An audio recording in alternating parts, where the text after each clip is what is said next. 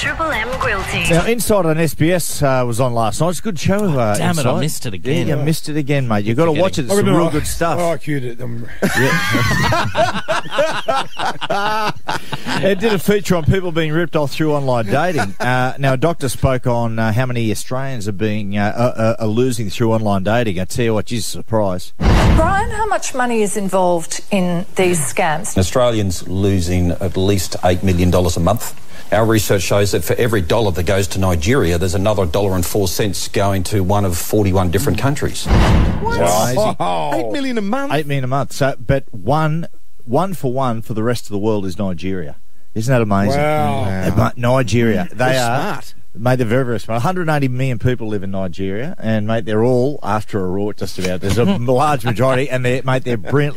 They're absolutely brilliant at it. Now, there was a lady, Tracy, on the show last night talking about how she got ripped off. Tracy, you thought you'd met this man, who you thought was an American-Australian soldier, through a dating website called Are You Interested? Correct. Now, after about 5 weeks, he told you he'd found gold in Afghanistan. Yes. He said that he'd found 125 kilos of gold bullion and he had hidden it and he was putting it in a bank vault in Kabul and needed money to pay the fees on the gold. And you were sending him money how soon? Initially it was only very small amounts. Just the original bank vault fees were, I think, $700, $800. And then it progressively got higher and higher and higher, and then it got to $10,000, $20,000, $25,000, till it reached close to $80,000.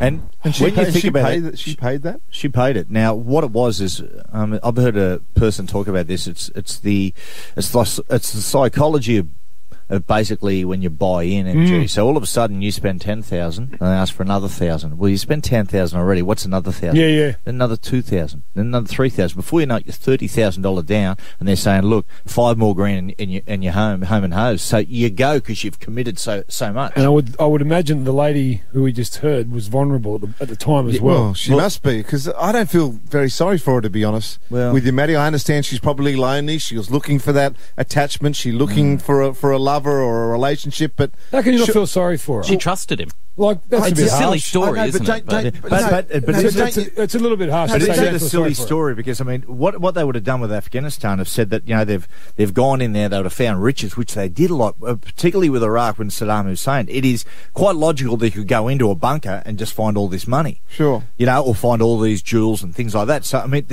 my brother-in-law used to go to Nigeria quite a bit to get Australians out of online dating scams or just internet scams, and he said, Matty, they are absolute geniuses. They're born to do it. At hooking people in. Yeah. He said they're amazing.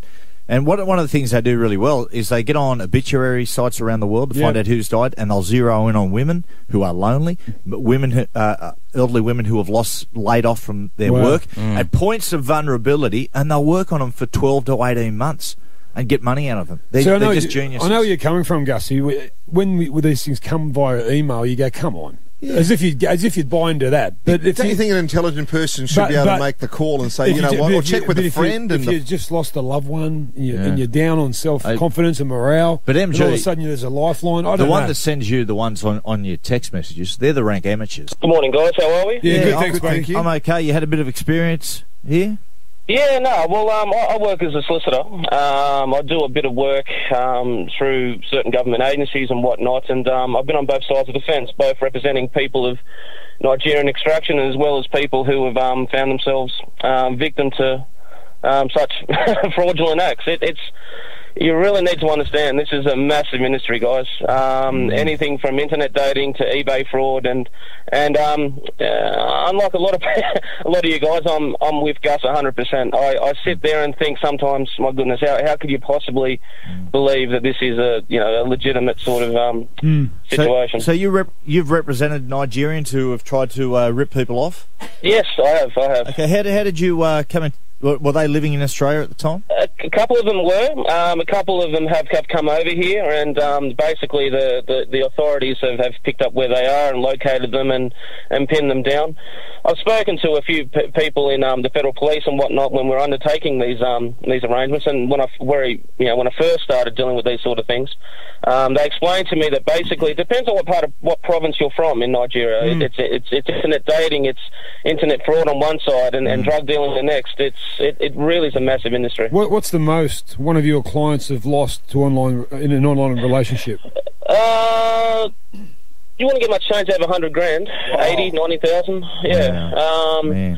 You know, I mean, and it's the same situation. I mean, I know it's very detailed and very analytical. But so you said you don't feel sorry for them. Well, like I know it's hard to feel sorry for them, but you've got to have some compassion for these. There's compassion, but you sort of go. It's like when you go to a used car lot and you buy a dud, you drive it out, and the bloke's laughing to himself. You know, it's the same type of thing. You don't see what's. At least in that situation, go back to the person that sold you the car in the dealership and deal with it. But a lot of this is you're actually seeing. I understand when you're dealing with emotions and the heart, it's a difficult one, and of course you have compassion, but you've got to go, there's so much about it now. Yeah, that's Why wouldn't you just double, triple check, bring someone in who's not emotionally involved to try to help you make the right call? I don't feel sorry for people who get rorted through greed in saying that, for instance, all of a sudden, if you give me this, I'm going to give you that, because then you go, that's greed. But I do feel sorry for people who all of a sudden they're saying, send over 10 grand so I can come and visit you in Australia and whatnot.